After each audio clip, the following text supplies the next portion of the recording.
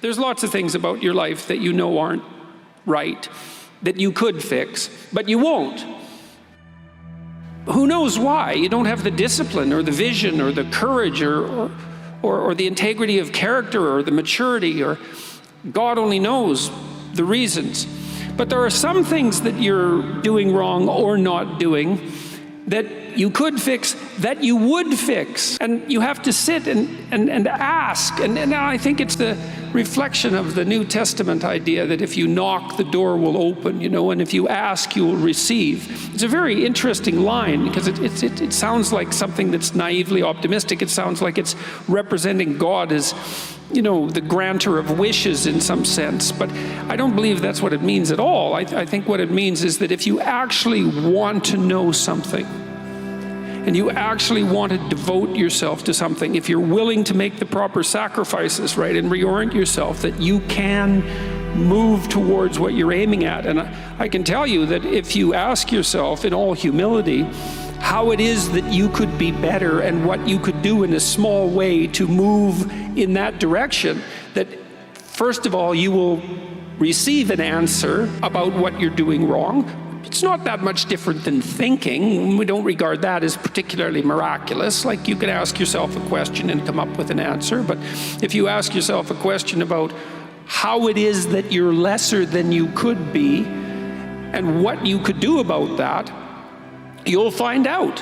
And then if you do that, then you won't be lesser. And that works. And it's a nice form of humility as well, because what you're going to find out if you ask that question is it's not going to be something you're proud of. It's going to be some little rotten element of your character that you're ashamed of in 15 different ways, and for good reason.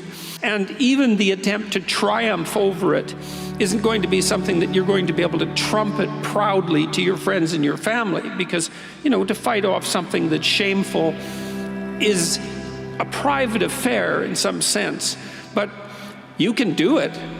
You can't be doing that because you want to be a good person in some sense. And you can't be doing that because you want to be seen as being a good person. That's not the right attitude. You have to be doing it because it's the transcendently right thing to do. It's the thing that you do if you aim at the highest possible ideal.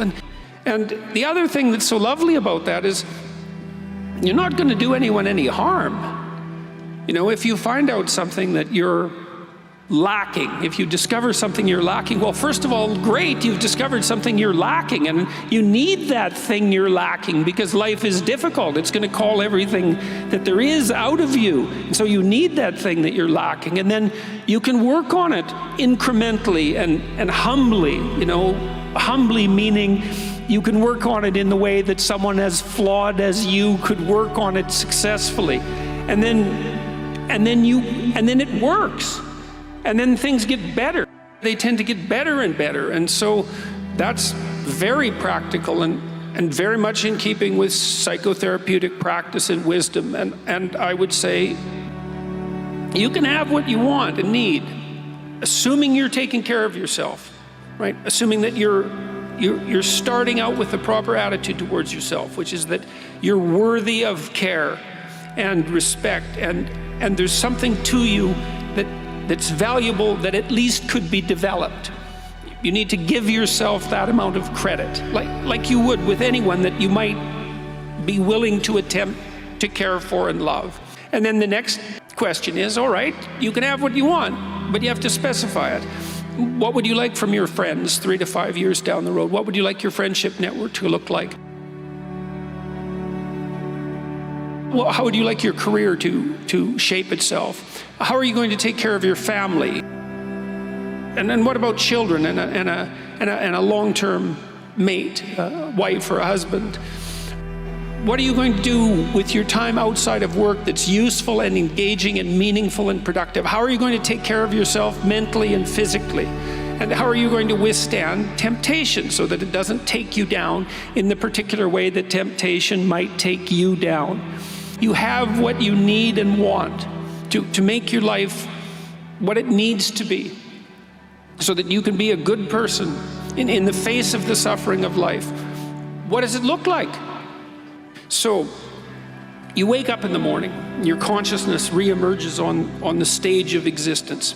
And what you're confronted by is the potential of the day. You see the day as a set of possible pathways.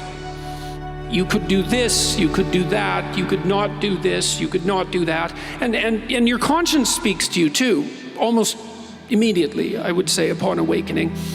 Here's something I need to do today to keep things in order. Here's something I need not to do today to keep things in order. Here's my set of obligations that I need to undertake so that when I go to sleep tonight, I can sleep with a clear conscience and things are better than they might have otherwise been.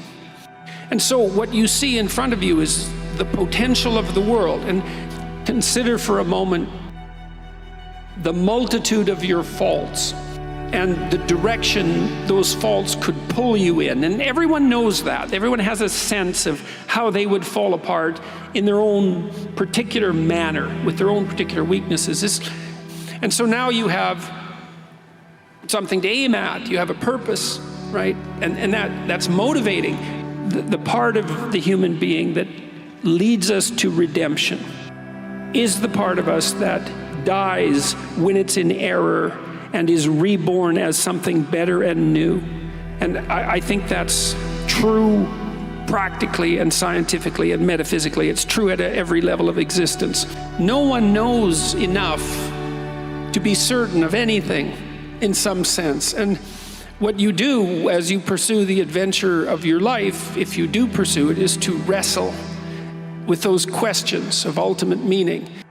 The positive element of the idea that it's those who wrestle that are already the chosen people it's such a lovely idea, because it means that despite our doubt, which is inevitable, I believe, the fact that we're willing to contend with that doubt and to move forward in our lives already puts us on the right track.